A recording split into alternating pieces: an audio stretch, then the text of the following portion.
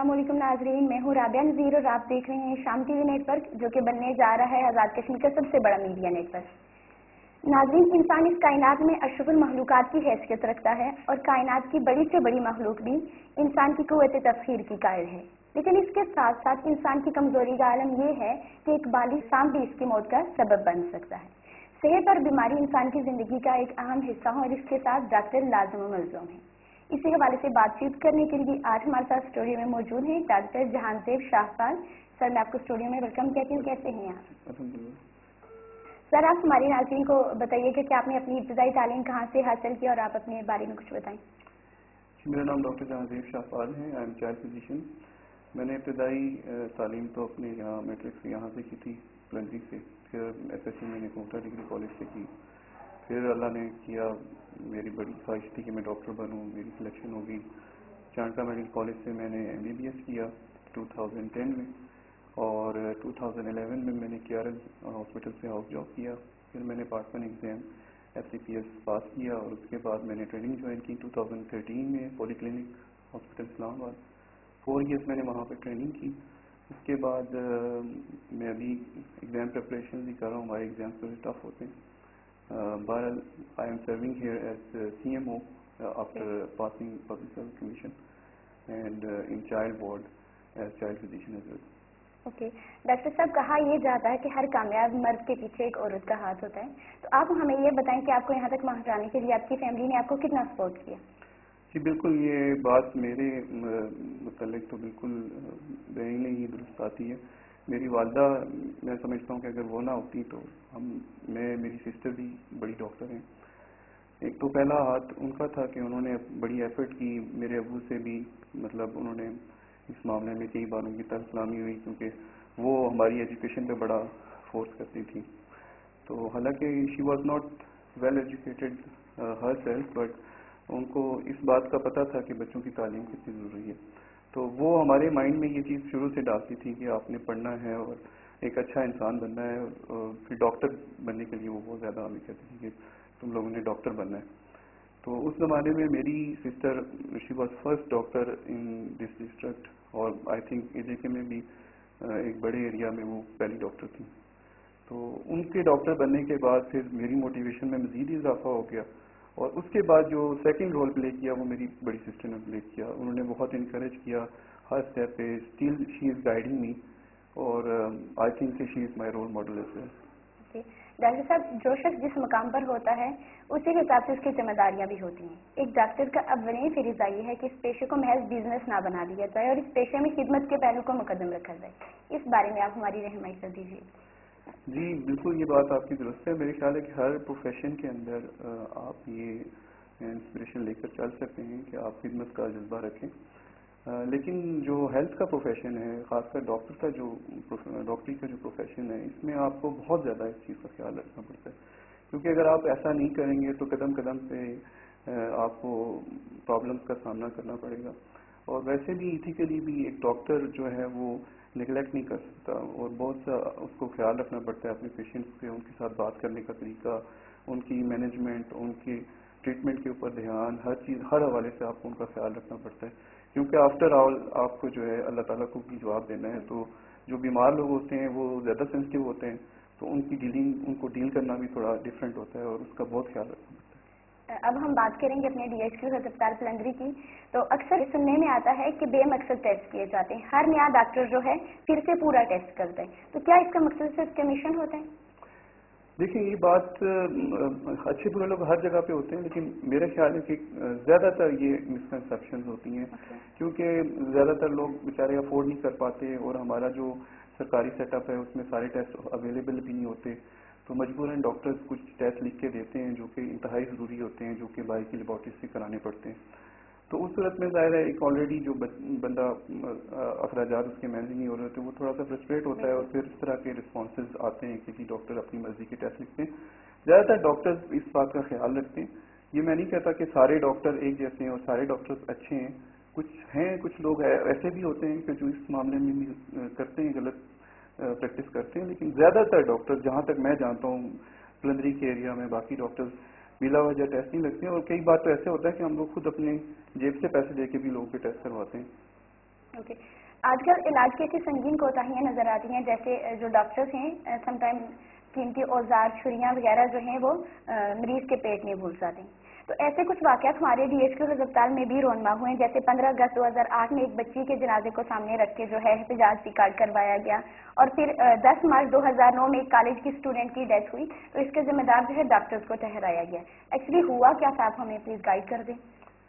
اچھا, یہ جو سانحات ہیں ان سے کیونکہ میرا ڈائریکٹ کوئی لنک نہیں ہے اس کے ساتھ, البتہ یہ جو کینچی والی بات ہے یہ میں نے نہیں سنی کہ کوئی پلندری میں کوئی اس طرح کینچی کسی کے پیٹ میں رہے گی. ہاں, یہ بات پاسبل ہے اور یہ ایک ہیومن ایرر ہے, اور اس کی وجہ یہ ہوتی ہے کہ اوزار ظاہر ہے وہ جب بھی آپ آپریٹ کرتے ہیں تو بلڈ ویسلس کو کیچ کرنے کے لیے کینچی نما ایک چیز ہوتی ہے جو کلپ ہوتا ہے, جس کو ہم کلپ کہتے ہیں. وہ کلپس ہم یوز کرتے ہیں تاکہ جو میجر ویسلس ہیں ان کو بلاک کیا جا سکے اور بلیڈنگ نہ ہو. کبھی کبھار یہ ہوتا ہے کہ وہ اتنی اوور بلیڈ ہوتی ہیں, وہ چھپ جاتی ہیں, وہ نظر نہیں آتی.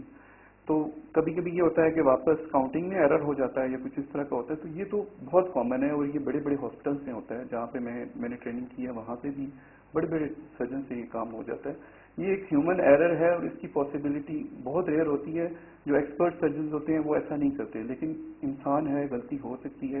جان بوجھ کر میرا نہیں خیال کہ کوئی بھی ڈاکٹر ایسا کرے گا کہ وہ اس طرح کی مسٹیک کرے. کبھی کبھی ریئر آف دی کیسز میں یہ چیز ہو جاتی ہے اور اس میں چانسز ہوتے ہیں, لیکن میرا خیال ہے کہ پلندری میں نے ابھی تک ایسا کوئی کیس نہیں دیکھا.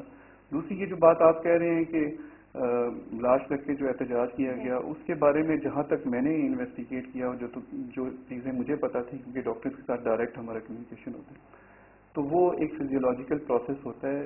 ٹرمینل اسٹیج پہ جب آپ پیشنٹ کو لے کے آتے ہیں تو ڈاکٹرز اپنی پوری کوشش کرتے ہیں کہ اس کو ریوائو کریں, لیکن اس ڈیوریشن میں اگر پیشنٹ سروائیو نہیں کرتا تو ایک ہیومن سائیکالوجی ہے کہ ایک ریئیکشن آتا ہے, اور وہ جو اس کے ہمدرد لوگ ہوتے ہیں ان کے ذہن میں ظاہر ایک دکھ ہوتا ہے, ایک پریشانی ہوتی ہے, تو وہ اس میں ریئیکٹ کرتے ہیں کہ ڈاکٹر نے غلط ٹیکا لگا دیا.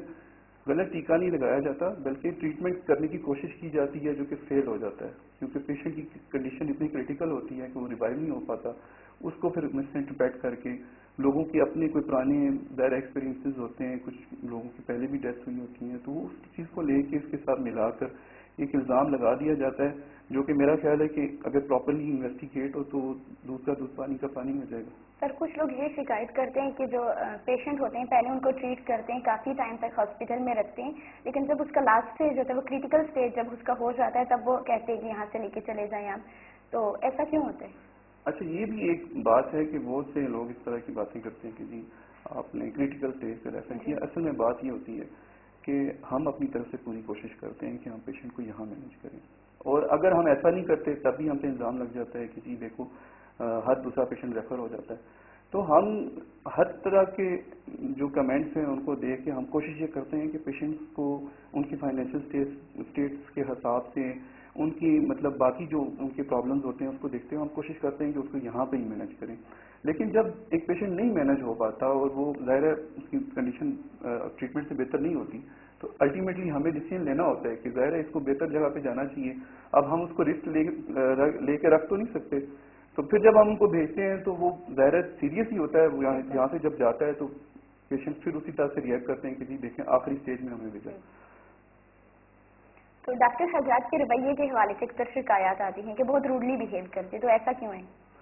دیکھیں, میں خود بھی ڈاکٹر ہوں, میں اس پروسیس سے بھی گزرتا ہوں. میں کوشش کرتا ہوں کہ میں غصہ نہ کروں یا میں پیشنٹس کے ساتھ بدتمیزی نہ کروں, لیکن کبھی کبھار ایسے حالات بن جاتے ہیں کہ اتنا اوور برڈن ہو جاتا ہے ماحول کہ ایک پہ ایک پیشنٹ آ رہا ہوتا ہے, ایک پہ ایک پیشنٹ آ رہا ہوتا ہے, اور لوگوں کا جو رویہ ہوتا ہے, ڈاکٹرز کے رویے کے بارے میں تو لوگ بہت کمنٹ کرتے ہیں, لیکن اگر آپ ایٹ دا اسپاٹ آ کے دیکھیں گے تو پیشنٹس کی بھی غلطیاں ہوتی ہیں. وہ بھی بعض اوقات کچھ اس طرح کے کمنٹس دے دیتے ہیں جس سے ڈاکٹر ہائپر ہو جاتے ہیں. ویسے ڈاکٹر کو ایسا نہیں کرنا چاہیے, لیکن انسان ہے, اس سے بھی غلطی ہو سکتی ہے. جب آلریڈی اوور برڈن ڈاکٹرز ہیں, ہمارا جو سرکاری سیٹ اپس ہیں, آپ دیکھیں یہاں پہ پوری دنیا میں 30 مریض سے زیادہ کوئی ڈاکٹر کو دیکھنے کی اجازت نہیں ہے, لیکن پاکستان اور آزاد کشمیر میں 100 سے 150 مریض روز دیکھنا ایک نارمل بات ہے. تو جب آپ 100 مریض کو دیکھیں گے تو ڈیفینیٹلی آپ کی کوالٹی کمپرومائز ہوگی, اور اس کوالٹی کمپرومائز کے دوران آپ نے 2 منٹ کے اندر یا 3 منٹ میں, میکسیمم 3 منٹ میں آپ نے پیشنٹ کو دیکھ کے اس کو دوائیاں سمجھا کے ہر چیز بتا کے اس کو بھیجنا ہوتا ہے. تو اس ڈیوریشن میں اگر کوئی تلخ کلامی ہو جاتی ہے تو وہ ایک ہیومن ایرر ہے، کیونکہ آلریڈی اتنا برڈن ہوتا ہے کہ ہم وہاں پہ اخلاقیات کا کئی بار ہم سے بھی غلطی ہو جاتی ہے، ہم نہیں کر پاتے اس طرح سے جس طرح سے ہمیں کرنا چاہیے. آئیڈیلی تو ایسا نہیں ہونا چاہیے، لیکن آپ یہ بھی دیکھیں کہ جو فلو آف پیشنٹ ہے وہ کتنا زیادہ ہے. تو ڈاکٹرز بھی ظاہر ہے انسان ہیں، ان کی بھی نفسیات ہیں، وہ بھی جب اوور برڈنڈ ہوتے ہیں وہ ایک کانسٹینٹلی، میں تو کئی بار ایسا ہوتا ہے کہ میں بریک بھی نہیں کر پاتا رش کی وجہ سے. تو جب رش اتنی زیادہ ہوتی ہے تو ڈاکٹر سے آپ کیا ایکسپیکٹ کرتے ہیں کہ وہ تھوڑا بہت تو کبھی کبھی ہو جاتا ہے. صحیح. ڈاکٹر حضرات پرائیویٹ کلینک کیوں چلاتے ہیں اور مریضوں کو یہ کہا جاتا ہے کہ اگر آپ نے اچھا ٹریٹمنٹ کروانا ہے تو آپ ہمارے پرائیویٹ کلینک میں ہیں؟ اچھا، جو کلینکس کے بارے میں بات کی جاتی ہے کہ ڈاکٹر کلینکس کیوں کرتے ہیں، اصل میں پاکستان اور آزاد کشمیر کے ڈاکٹرز ہیں آلریڈی جو سیلری جن پہ وہ کام کر رہے ہیں. پاکستان میں تو پھر بھی اب حالات بہتر ہو گئے، کشمیر میں تو ابھی بھی ڈاکٹرز آدھی سیلری پہ، جو پاکستان کے ڈاکٹرز لے رہے ہیں اس کی آدھی سیلری پہ کام کر رہے ہیں. تو ان کے فائنینشیل کنڈیشنز کافی خراب ہوتی ہیں. میں خود at the end of the month جو ہے اپنی امی سے ریکویسٹ کر رہا ہوتا ہوں کہ مجھے کچھ سپورٹ دے دیں. تو اس طرح کی کنڈیشنز میں ان کی مجبوری ہوتی ہے، وہ اگر پریکٹس نہیں کریں گے تو ان کے گھر کے اخراجات اور ان کا جو ایک اسٹیٹس ہوتا ہے اس کو مینٹین کرنا مشکل ہو جاتا ہے. بچوں کی ایجوکیشن، باقی معاملات، کسی بھی ڈاکٹر کو شوق نہیں ہوتا. آپ کی سیلریز اتنی کم ہیں کہ ڈاکٹر مجبوراً یہ کام کرتے ہیں. ٹھیک ہے سر، کیا آپ کی زندگی میں کبھی کوئی ایسا کیس ہے جس کو ڈیل کرنا بہت مشکل ہوا؟ بے شمار ایسے کیسز آئے ہیں اور الحمدللہ بہت سے ایسی سٹوریز ہیں کہ جن کو مطلب میں بیان کر سکتا ہوں کہ وہ سکسیزفل نہیں، لیکن کئی دفعہ آپ کو دکھ بھی ہوتا ہے، آپ اپنے ٹریٹمنٹ میں سکسیزفل نہیں رہتے اور پیشنٹ ایکسپائر ہو جاتا ہے یا وہ کہیں اور چلا جاتا ہے. لیکن یہ ہے کہ بہت سی ایسی سٹوریز ہیں جو میں بیان کر سکتا ہوں، لیکن ٹائم تھوڑا ہے. ٹھیک ہے سر، ہمارا جو ڈسٹرکٹ ہاسپٹل ہے تو یہ 2001 سے شروع ہوا اور 2021 ایک لمبے عرصے تک یہ چل رہا ہے، چلتا آیا ہے. تو اب تک کیا امپروومنٹ ہے یہ 2001 سے 2021 تک اس ہاسپٹل میں کیا امپروومنٹس آئی ہیں؟ یہ جو ہاسپٹل ابھی بن رہا ہے، میں 2013 میں آیا تھا ایز اے CMO یہاں پہ، میں نے 15 دن کام کیا تھا. اس سے اگر میں کمپیئر کروں تو زمین آسمان کا فرق ہے، کیونکہ اس وقت پراپر ایمرجنسی نہیں تھی، پراپر ڈاکٹرز کی تعداد بہت کم تھی. ہم 2 ڈاکٹرز ہوا کرتے تھے اور وہ تمام وارڈ کو دیکھتے تھے. گائنیکالوجسٹ ہفتے میں کوئی ایک دفعہ آتی تھی. اب تو ڈیلی ڈاکٹرز اویلیبل ہوتے ہیں اور میرے خیال ہے تمام شعبوں کے ڈاکٹرز آتے ہیں. وہ الگ بات ہے کہ ڈیز ان کے رکھے ہوئے ہیں کچھ، لیکن یہ ہے کہ اب یہاں پہ تقریباً تمام شعبوں کے ڈاکٹرز آتے ہیں اور وزٹس کرتے ہیں. اور یہاں پہ اب سرجریز بھی ہو رہی ہیں ماشاءاللہ. ہمارے بڑے اچھے ڈاکٹر ہیں، ڈاکٹر نعیم یہاں کے لوکل ہیں، وہ کافی اپنی اچھی ایفرٹس کر رہے ہیں. اور بھی ڈاکٹرز ہیں جو باہر سے آتے ہیں، آرتھوپیڈک سرجن ہیں ڈاکٹر یاسر، ڈاکٹر ساجد منظور، یہ لوگ بھی یہاں پہ کچھ سرجریز کر چکے ہیں.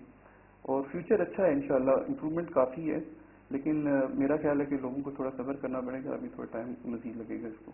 ٹھیک ہے، آپ مجھے یہ بتائیں کہ جو کووڈ ہے اس کی وجہ سے پوری دنیا میں ایک تہلکہ مچا ہے، پوری دنیا کو افیکٹ کر رہا ہے، تو اس کے حوالے سے ہمارے ہاسپٹل میں کیا جدید سہولتیں موجود ہیں، کیسے ٹریٹ کر رہے ہیں آپ یہ سب؟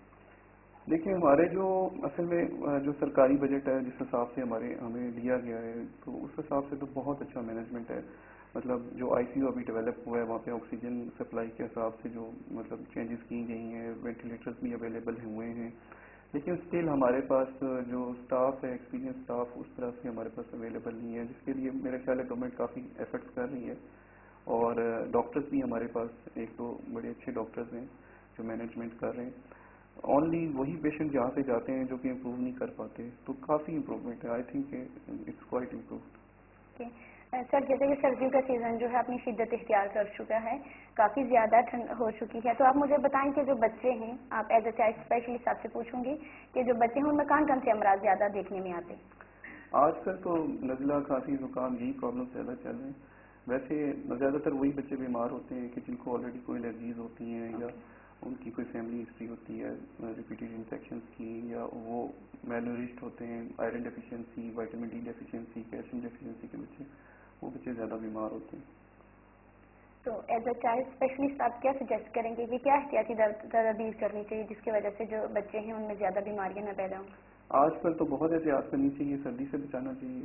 چھوٹے بچے اکثر ٹھنڈے فرش کے اوپر چلنا شروع کر دیتے ہیں، پیرنٹس نوٹس نہیں کرتے، وہیں سے سردی چڑھ جاتی ہے. یا الٹیاں کر رہے ہوتے ہیں چھوٹے بچے، ان کی جو وہ کپڑے گیلے ہو جاتے ہیں، وہاں سے ٹھنڈ چڑھ جاتی ہے. باقی ہوا بھی ٹھنڈی ہے, باہر بچے نکلتے ہیں زیادہ تو اس میں بھی ٹھنڈ چڑھنے کا خطرہ ہوتا ہے. تو ٹھنڈ سے احتیاط کریں, اپنے بچوں کو بچائیں, گھروں کے اندر پراپر وینٹیلیشن کا سسٹم بھی رکھیں. بالکل بند کمروں میں بھی انفیکشن لگنے کا خطرہ ہوتا ہے, کیونکہ سردیوں میں اکثر لوگ بالکل بند کر کے اندر گھس جاتے ہیں تو اس سے بھی انفیکشن کا خطرہ ہوتا ہے. تھوڑا سا وینٹیلیشن سسٹم رکھیں, لیکن کوشش کریں کہ اپنے گھروں کو گرم رکھیں, تو اس سے بھی امپرومنٹ آئے گی ان شاء اللہ. صحیح. آپ آخر پہ اپنے سامعین کو کیا پیغام دینا چاہتے ہیں؟ سامعین کو میں یہ میسج دینا چاہوں گا کہ دیکھیں, ہم جتنے بھی ڈاکٹرز ہیں ہم سب آپ کے لیے ایفرٹ کرتے ہیں. مریض جب آپ کا آتا ہے وہ سیریس ہوتا ہے, ہمیں نہیں پتا کہ اس کی کیا پرابلمز ہوتی ہیں, انیشیلی آپ کی فائنینشیل اسٹیٹس کیا ہے, آپ کس حد تک آلریڈی سفر کر چکے ہیں. لیکن ہماری کوشش یہی ہوتی ہے کہ ہم آپ کو فیسیلیٹیٹ کریں اور جہاں تک ہو سکے اپنی بساط میں جو ہم ایفرٹ کر سکیں وہ کریں. لیکن جب آپ ایک جنرل کمنٹ دیتے ہیں کہ جی ڈاکٹرز نے مس مینج کر دیا ہے, ڈاکٹرز کو جب آپ برا بھلا کرتے ہیں تو اس میں وہ ڈاکٹرز بھی ڈسہارٹ ہو جاتے ہیں جو اچھا کر رہے ہوتے ہیں. برے ڈاکٹرز ہیں, برے لوگ بھی ہوتے ہیں, ہر جگہ ہوتے ہیں, لیکن آپ کوشش کیا کریں کہ ایسے کمنٹس نہ دیا کریں جس سے ساری کمیونٹی کو دکھ ہو اور وہ لوگ ڈسہارٹ ہو جائیں جو اچھا کام کر رہے ہیں. برے لوگ تو آپ کے کمنٹ سے چینج نہیں ہوں گے, وہ تو ویسے ہی رہیں گے. اچھے لوگ جو ہیں وہ ڈسہارٹ ہو جاتے ہیں. تو کوشش کریں کہ ڈاکٹرز کو انکریج کریں, ان کو ان کے خلاف بلا وجہ کرٹیسزم سے اجتناب کریں اور ان کو بھی آ کے سنیں, ان کے ساتھ بیٹھیں, ان سے بات کریں کہ آپ کی لائف کیسی ہے. آج ہمارے ساتھ اسٹوڈیو میں موجود تھے ڈاکٹر جہانزیب شاہپال. ہم نے ان سے بہت سارے سوالات کیے, ان کے خیالات کو آپ نے سنا. اپنے اگلے پروگرام تک کے لیے اپنی میزبان رابعہ نذیر کو دیجیے اجازت. اللہ حافظ.